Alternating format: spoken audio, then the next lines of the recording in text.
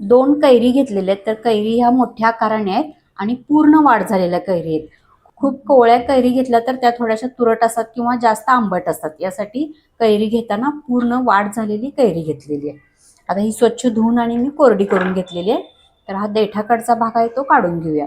स्वच्छ धुवून घ्यायची कैरी, कारण कैरीला थोडासा ह्या देठामधून जर येतो. ह्या ताज्या ताज्या कैरी आहेत आणि जर ह्या कैरींवर पडतो यासाठी अगदी चोळून चोळून धुवून घ्यायची. त्याचा देठ मी काढून घेतलेला आहे. आता ह्याचं वरचं साल आहे ते थोडं आपण असं काढून घेऊया. फक्त वरचा भाग काढून घ्यायचा आहे. खूप जास्त मी घासलेलं नाहीये. हिरवा जो भाग आहे तो आपण हळूवारपणे काढून घेऊया.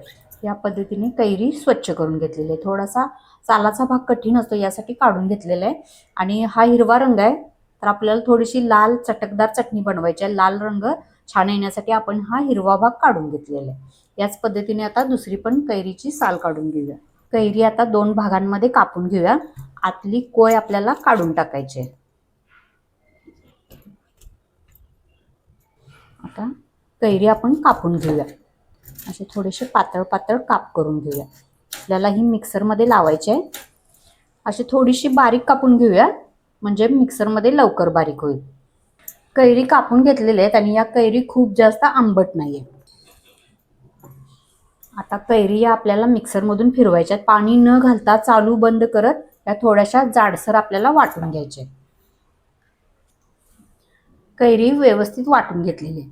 तर ही खूप जास्त पण बारीक वाटलेली नाहीये, थोडीशी अशी जाडसर वाटलेली आहे. चटणी करण्यासाठी आपण एक मसाला बनवून घेऊया. चटणीसाठीच्या मसाल्यामुळे चटणी एकदम चटपटीत लागते. तर अर्धा चमचा मोहरी घेतलेली आहे, अर्धा चमचा जिरे, अर्धा चमचा बडीशेप, 5 काळी मिरी घेतलेली आहे, पाव चमचा मेथीदाणे. या मसाल्याची आपल्याला भरड करून घ्यायची आहे. थोडंसं जाडसर जाडसर कुटून घेऊया आपण. 2 चमचे तेल तापवलेलं आहे आणि मध्यम तापवायचं, खूप जास्त कडकडीत तापवायचं नाही. आपण मसाला भाजण्यापुरतंच तेल वापरलेलं आहे, तेल खूप जास्त वापरायचं नाही. आता हा मसाला थोडासा असा जाडसर कुटून घेतलेला आहे.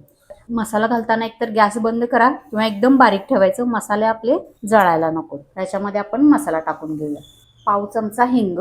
मसाले जळू नयेत यासाठी मी गॅस बंद केला आणि मसाला परतून घेऊया. छान मसाल्याचा फ्लेवर व्यवस्थित उतरला पाहिजे म्हणजे चव चांगली लागते. आता गॅस चालूच ठेवला किंवा मोठा केला तर हे मसाले करपतात आणि चव कडवट येते. गॅस बंद करून गरम तेलामध्ये मी मसाला व्यवस्थित भाजून घेतलेला आहे. आता ही कैरी आपण वाटून घेतलेली आहे ती टाकून घेऊया. गॅस एकदम बारीक ठेवलेला आहे. पाव चमचा हळद, पाव चमचा मीठ. आता हा गूळ घेतलेला आहे, हा बारीक चिरून घेतलेला आहे. 1 वाटी आपला कैरीचा किस होता त्यासाठी मी पाव वाटी गूळ घेतलेला आहे. कैरी खूप जास्त आंबट नाही आहे यासाठी मी गूळ खूप जास्त घातलेला नाही आहे.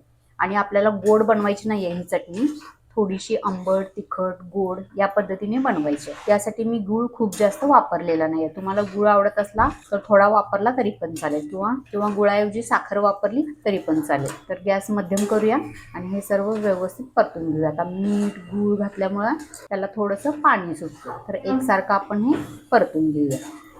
गूळ विरघळलेला आहे आणि हा पल्प आहे तो थोडासा पातळ झालेला आहे, त्याला थोडंसं पाणी सुटलेलं आहे. आता आंब्याचा हा गर आहे तो व्यवस्थित शिजला पाहिजे, त्याला वाफ आली पाहिजे म्हणजे चव चांगली लागेल. गूळ व्यवस्थित शिजला पाहिजे पल्प बरोबर. यासाठी आपण काय करूया, याच्यावर झाकण ठेवूया. 1-2 मिनिटांसाठी आपण वाफ काढूया.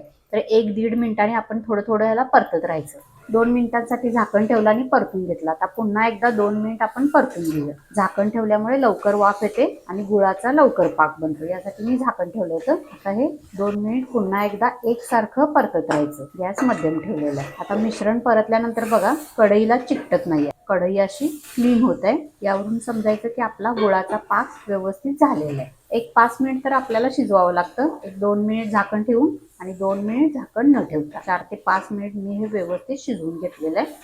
आता सगळ्यात शेवटी आपण ह्याच्यामध्ये लाल तिखट घालूया. लाल रंगाचं तिखट वापरायचं. 1 चमचा लाल तिखट घातलेलं आहे. आता लाल तिखट सगळ्यात शेवटी घालायचं म्हणजे रंग चांगला टिकून राहतो. लाल तिखट लवकर घातलं तर रंग व्यवस्थित येत नाही. आता पुन्हा एकदा 1 मिनिटभरच आपल्याला परतून घ्यायचंय. आपली कैरीची चटणी तयार झालेली आहे. आता हे पुन्हा एकदा 1 मिनिटभर परतून घेऊया. तिखट घातल्यानंतर 1 मिनिटभर परतायचंय.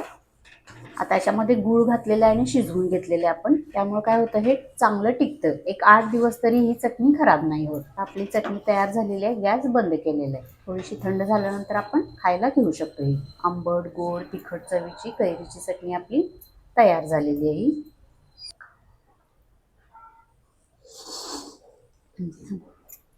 आपण जास्त खूप तेल वापरलेलं नाही आणि मसाला घातलेला आहे, त्याची चव या चटणीला येते. आंबट गोड तिखट चवीची चटपटीत आपली कैरीची चटणी तयार झालेली आहे.